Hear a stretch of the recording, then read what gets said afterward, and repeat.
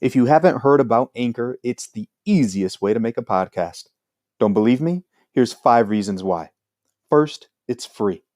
Second, there's creation tools that allow you to record and edit your podcast right from your phone or computer.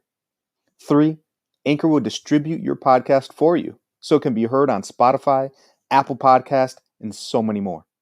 4, you can make money from your podcast with no minimum listenership. And 5, it's everything you need to make a podcast, all in one place. Download the free Anchor app or go to anchor.fm to get started.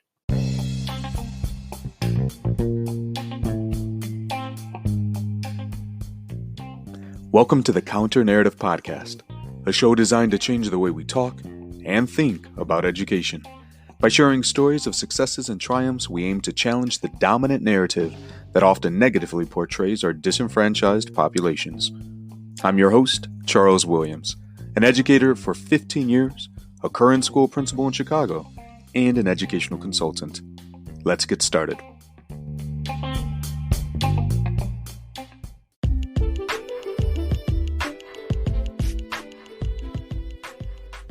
This episode is a Pause to Ponder segment. These bi-weekly sessions will allow me to share with you my personal thoughts and reflections on a wide spectrum of topics as they relate to education. It is my hope that you will be able to take something from these segments and apply it in a meaningful way as you continue to do amazing work.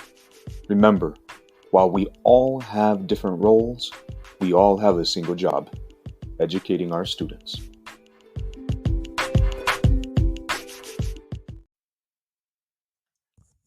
We all know that there exists discrepancies between various groups when it comes to academic performance. And while we would love to ultimately reduce those gaps as much as possible, the reality is that there will always exist a disparity between groups.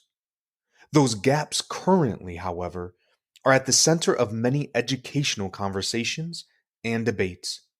The gaps are so prominent that they have even been given a name, which has become part of our academic vernacular: the achievement gap. Now, I'll be honest, I've been struggling with this term for the past few years, and if you allow me, I will walk you through my thoughts. To begin, I understand the value that can come out of examining the achievement gap. It provides definitive proof that our Black and Brown students, both males and females, are not performing at the same level as their white and Asian peers. This information is therefore useful when we determine where funds and resources need to be allocated as we attempt to minimize the difference between these groups. After all, the true purpose of education is to ensure that all of our students are being successful. If we ignored these disparities, we would operate under the false notion that all was well, and we know that this is definitively not the case. Despite this, I have 3 major concerns with the achievement gap. The first, and one that I will not spend a considerable amount of time discussing, is the historical context of these two groups. We know that Black and Brown students have experienced centuries of discrimination and oppression, and that a primary tool in doing so was preventing access to a high-quality education. We know that it was a crime for slaves to learn how to read, and when schools became an option, they were segregated and received subpar, if any, funding and resources, something that is still present today.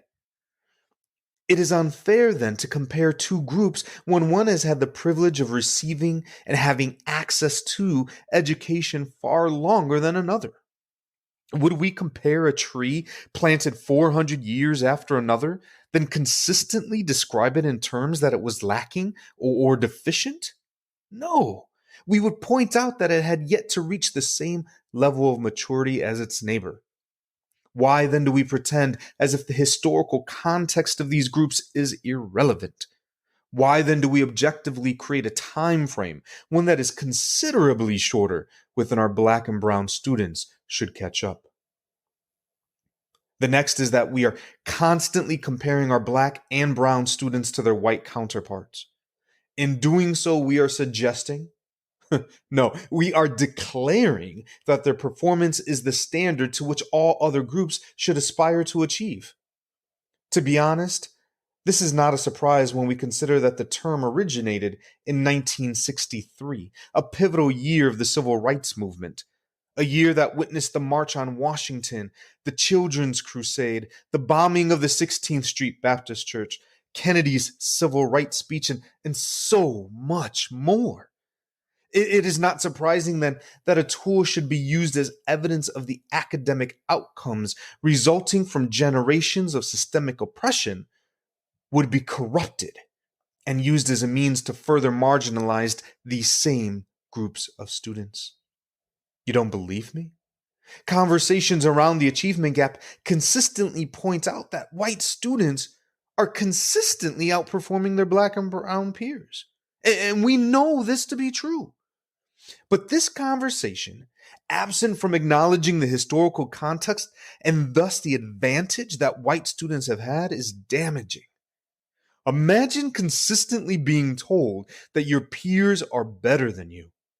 Imagine consistently seeing that your scores, regardless of how hard you worked, are not as good as your peers. What's interesting, however, is that white students are not the highest performing group of students. When looking at both reading and math scores for grades 4 and 8, according to the National Center for Educational Statistics, Asian students have outperformed their white peers. In fact, the gaps between these two groups have increased and they're on a trajectory to continue widening. Despite this very evident gap, we've never discussed it now that we've compared black, or in the same way that we've compared black and brown students to their Asian peers. Why? To do so would require us to publicly acknowledge that white students are not performing at the same level as their Asian peers, and thus they would no longer be the standard to which other groups should aspire. Furthermore, white students would become a subgroup, a role that they have never been assigned. Is it possible that groups intentionally avoid these conversations in an attempt to alter the reality of the situation? Is it possible that groups, those who often control and thus dominate the narrative, do not want to lose their self-created status? Now, the final issue that I have is the reluctance to acknowledge the achievements of Black, Brown, and Asian students in the context of the achievement gap. I want you to consider the following data sets from the National Center for Educational Statistics. For fourth grade math between 1990 and 2019, Black students increased by an average of 36 points, Hispanic students by an average of 31 points, Asian students by an average of 35 points, and white students by an average of 29 points. For eighth grade math during that same time period, Black students increased by an average of 23 points, Hispanic students by an average of 22 points, Asian students by an average of 35 points, and white students by an average of 22 points. For fourth grade reading between 1992 and 2019, Black students increased by an average of 12 points, Hispanic students by an average of 12 points, Asian students by an average of 21 points, and white students by an average of 6 points. And for eighth grade reading between that same time frame, Black students increased by an average of 7 students, Hispanic students by an average of 11 points, Asian students by an average of 13 points, and white students by an average of 5 points.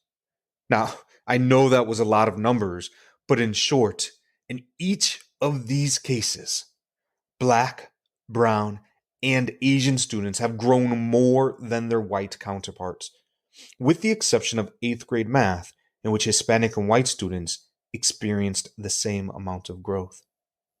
Why then do we not celebrate this growth? Why do we not acknowledge the gains of these students? Is it possible that in doing so, we lessen the notion that Black and brown students are deficient? Now, understand, I don't have an issue with discussing the achievement gap. It is important to acknowledge that we still have work to do in minimizing the academic performance gaps that still exist within our country. What we need to do, however, is also acknowledge the historical context that is responsible for these gaps while also celebrating the consistent gains that our Black and Brown students are achieving. If we take a holistic look at the achievement gap, we can simultaneously recognize the work that needs to be done while also realizing that, given time and the necessary resources, we will be able to reduce that gap and hopefully address the myriad of issues that stem from inadequate educational opportunities. Until next time.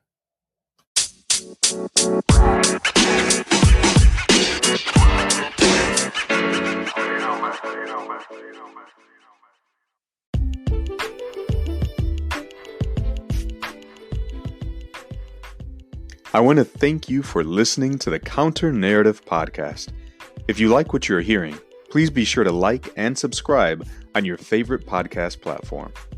You can also follow the show on Twitter at the CN Podcast and the host at _CW Consulting.